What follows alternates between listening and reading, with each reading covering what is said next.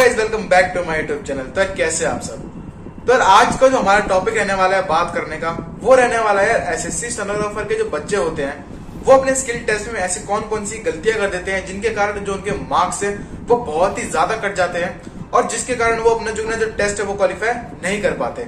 आपको एक बात बता दूं, आपके कंप्यूटर बेस्ड टेस्ट यानी टियर 1 में जितने भी मार्क्स आए हों, आपको सेकंड जो टियर है यानी स्किल टेस्ट है वो क्वालिफाई आपको करना ही करना पड़ेगा किसी भी हालत में। और साथ साथ जानेंगे ऐसी दो टाइप ऑफ मिस्टेक्स के बारे में जो आपके इस एग्जाम में गिनी जाती है, यानी फुल मिस्टेक और हाफ मिस्टेक्स में क्या डिफरेंस होता है और ये जो मिस्टेक्स है वो आपकी कैसे गिनी जाती है। और जानेंगे आपके एग्जाम के कुछ ऐसे पहलुओं के बारे में जहां पर जो आपके मार्क्स है वो बिल्कुल भी नहीं काटे जाते हैं। और साथ ही साथ ये भी जानेंगे कि इस एग्जाम में आपकी कैटेगरी वाइज और ग्रेड वाइज कितनी गलती आपकी माफ की जाती है। तो देख सकते हैं आज की वीडियो हमारी कितनी ज्यादा इन्फॉर्मेटिव होने वाली है। तो प्लीज मेरी वीडियो को पूरा जरूर देखना, जिससे कि जो स्किल टेस्ट वाले जो बच्चे हैं जो ये टेस्ट देने वाले हैं उनके माइंड में जितनी भी कंफ्यूजन है अपने मार्क्स को लेकर के, अपनी ग्रेडिंग को लेकर के, वो बिल्कुल ही दूर हो जाएंगी। और हाँ, वीडियो शुरू करने से पहले अगर चैनल पर नए हो तो प्लीज हमारे चैनल को जरूर सपोर्ट करें, चैनल को सब्सक्राइब कर देना, बेल आइकन को ऑल पे कर देना। तो सबसे पहले बात कर लेते हैं कि आपके ग्रेड वाइज और कैटेगरी वाइज आपके स्किल टेस्ट में कितनी परसेंट गलतियां माफ की जाती हैं। अगर हम ग्रेड डी के बारे में बात करें तो यहाँ पे जो अनरिजर्व यानी जनरल कैटेगरी होती है उसकी 7% मिस्टेक्स माफ की जाती है। अब अगर हम प्रैक्टिकल में देखें तो जो ग्रेड डी की जो आपकी डिक्टेशन होती है वो टोटल 10 मिनट्स की होती है, जिसमें आपको 80 वर्ड्स पर मिनट के हिसाब से आपकी डिक्टेशन बोली जाती है। तो यहाँ पर जिसमें कि आपके टोटल 800 वर्ड हो जाते हैं और अगर 800 वर्ड्स का हम 7% निकाले तो करीब करीब 56 वर्ड्स बनते हैं। तो यहाँ पर आपके 56 वर्ड्स अगर आप अनरिजर्व कैटेगरी के हैं तो आपके 56 वर्ड्स की जो मिस्टेक्स है वो माफ कर दी जाएगी। अगर आपकी जो मिस्टेक और 56 से 57 की भी अगर होती है तो वो मिस्टेक आपकी नहीं मानी जाएगी, आपको डिस्क्वालिफाइड कर दिया जाएगा आपके एग्जाम के लिए। अब अगर हम देखें कि जो रिजर्व कैटेगरी होती है यानी SC, ST और OBC जो कैटेगरीज होती हैं उनकी कितनी गलतियां माफ की जाती है। तो अगर हम कैटेगरी की बात करें तो उसमें SC, ST और OBC सब जितनी भी रिजर्व कैटेगरी होती है उनकी 10% गलतियां माफ की जाती है। तो अगर हम इस हिसाब से देखें तो 800 वर्ड आपको पूरी डिक्टेशन होती है, जिसमें कि अगर हम 10% निकाले तो 80 वर्ड्स। तो जो रिजर्व कैटेगरी होती है उनके लिए 80 वर्ड्स की गलतियां माफ की जाती हैं। अगर 80 से 81 अगर तो आपकी गलती होती है तो आपको साफ साफ डिस्क्वालिफाइड कर दिया जाएगा। अब अगर हम बात करते हैं ग्रेड सी में, ग्रेड सी में थोड़ा सा अलग फंडा होता है क्योंकि आपको पता है जो ग्रेड सी है थोड़ा हायर लेवल पे चली जाती है। तो अब हम देख लेते हैं कि ग्रेड सी में आपकी कितनी परसेंट गलतियां माफ की जाती हैं। अगर हम यहाँ पे बात करें अनडिजर्व्ड यानी जनरल कैटेगरी के बारे में तो यहाँ पर आपकी 5% गलतियां आपकी माफ कर दी जाती है। और आप सभी लोगों को पता ही है कि ग्रेड सी में यहाँ पर जो आपकी डिक्टेशन होती है वो 100 वर्ड पर मिनट की आपको बोली जाती है और जिसमें कि आपके टोटल जो वर्ड्स होते हैं वो आपके 1000 वर्ड्स हो जाते हैं। और अगर हम यहाँ पे 5% निकाले 1000 वर्ड का तो करीब करीब बनते हैं 50 वर्ड्स। तो 50 वर्ड्स की अगर आपकी गलती अंदर है तो वो आपकी माफ कर दी जाएगी अनरिजर्व कैटेगरी की। बट अगर आपकी जो गलती है वो 51 भी है तो आपको साफ साफ डिस्क्वालीफाई कर दिया जाएगा। अब हम बात कर ले कि रिजर्व कैटेगरी यानी जितनी भी SC, ST और OBC है वो तीनों एक ही, इसमें सभी का फंडा सेम रहता है कि 7% जो मिस्टेक्स है वो आपकी माफ कर दी जाती हैं। और अगर हम 7% के हिसाब से देखें 1000 वर्ड का तो यहाँ पर 70 वर्ड्स आपकी जो मिस्टेक है वो माफ कर दी जाएगी। अगर आपकी जो मिस्टेक 70 वर्ड्स के अंदर है तो चल जाएगा। अगर 71 भी है तो आपको साफ साफ डिस्क्वालीफाई कर दिया जाएगा।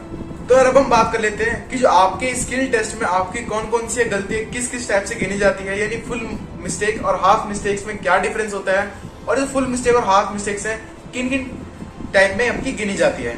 सबसे पहले अगर हम बात करें फुल मिस्टेक की तो उसमें क्या क्या गिना जाता है कि अगर आपने कोई वर्ड ना लिखा हो, एग्जाम्पल के तौर पे आपकी डिक्टेशन चल रही है, आपने बीच में कोई वर्ड नहीं सुना और आपने वो वर्ड नहीं लिखा तो आपका फुल मिस्टेक वहां पर पूरी गिनी जाएगी।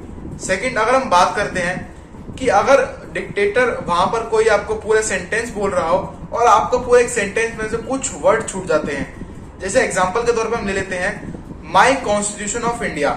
यहाँ पर आपके 4 वर्ड थे और ये चारों ही वर्ड आपने नहीं सुने या फिर आपके ध्यान से उतर गए और ये चारों ही वर्ड आपने डिक्टेशन में नहीं लिखे, तो यहाँ पर आपकी 4 फुल मिस्टेक्स आपकी गिनी जाएंगी। अब अगर यहाँ पर जो आपके न्यूमेरिकल फॉर्म होती है यानी डिक्टेशन में आपको कोई नंबर बोला गया, जैसे 381 आपको नंबर बोला गया, आप उसको किसी भी फॉर्म में लिख सकते हैं, वहां पे कोई दिक्कत नहीं होगी। बट अगर आपने वो नंबर ही चेंज कर दिया, एग्जांपल के लिए आपको बोला गया नंबर 381, आपके दिमाग में रहा 281 और आपने 281 लिख दिया, तो वहां पर आपकी पूरी पूरी एक गलती मानी जाएगी, यानी यहाँ पर आपकी एक फुल मिस्टेक काउंट की जाएगी। नेक्स्ट हम बात करते हैं कि अगर आपको कोई डिक्टेशन बोली जा रही है और उस डिक्टेशन में आपने कोई वर्ड रिप्लेस कर दिया अपनी तरफ से, यानी वो वर्ड ना तो डिक्टेशन में था ना ही वो डिक्टेटर ने वो वर्ड बोला था, और आपने पता नहीं कहां से सुन लिया वो वर्ड आपने डिक्टेशन में लिख दिया, तो वहां पर भी आपके पूरी पूरी गलती मान ली जाएगी और एक फुल मिस्टेक के रूप में वो काउंट कर ली जाएगी। अगर हम वर्ड रिप्लेस का एग्जांपल लें कि जैसे डिक्टेटर ने बोला आपको हैज और आपको सुनाई दिया एज, आपने डिक्टेशन में लिख दिया एज, तो यहाँ पर हैज और एज की डिफरेंस की वजह से आपने यहाँ पे वर्ड रिप्लेस कर दिया, तो यहाँ पर आपके पूरी पूरी गलती मानी जाएगी। तो ये कुछ नॉर्म थे जो अगर अपने एग्जाम में करते हैं तो यहाँ पर आपके फुल मिस्टेक्स काउंट की जाएंगी। अब हम बात कर लेते हैं कि हाफ मिस्टेक्स किन किन क्राइटेरिया के अंदर हमारी गिनी जाती है। जो हाफ मिस्टेक्स का जो फंडा होता है वो बहुत ही ज्यादा इजी होता है, बट ज्यादातर बच्चे इस पे ध्यान ही नहीं देते। अभी मैं आपको बताता हूँ क्यों।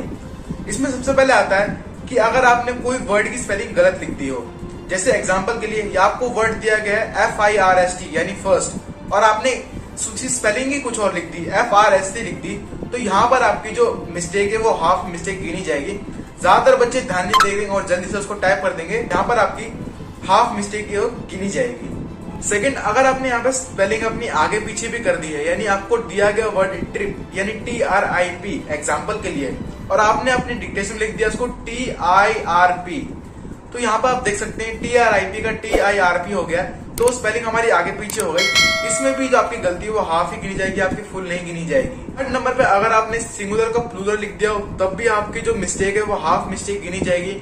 और सबसे इंपॉर्टेंट थिंग, अगर आपने जो डॉट है, डॉट के बाद एक स्मॉल लेटर से सेंटेंस की शुरुआत कर दी है, ज्यादातर बच्चे इस पे ध्यान नहीं देते, वो सीधे सेंटेंस की शुरुआत कर देते हैं, बट यार बहुत ही ज्यादा ध्यान देने लायक ये चीज है, क्योंकि अगर आपने डॉट के बाद सीधा स्मॉल लेटर से शुरू किया है तो आपके यहाँ पे हाफ गलती आपकी गिनी जाएगी, जबकि यहाँ पर आपको शुरू करना होता है यार हमेशा कैपिटल लेटर से शुरू करना होता है। तो ये थे कुछ क्राइटेरिया जो कि आपकी फुल मिस्टेक और हाफ मिस्टेक्स का डिफरेंस है, और ये दोनों आपकी गिनी जाती हैं। अगर आपने फुल मिस्टेक करी तो वो फुल मिस्टेक में गिनी जाएगी, अगर आपने हाफ मिस्टेक करी है तो वो हाफ मिस्टेक में ही गिनी जाएगी। अब हम बात कर लेते हैं कुछ ऐसे नॉर्म्स के बारे में, कुछ ऐसे सर्कमस्टेंसेस के बारे में जिसके अंडर आपका कोई भी मार्क्स नहीं कटता अगर आप वो गलती कर भी देते हैं तो भी।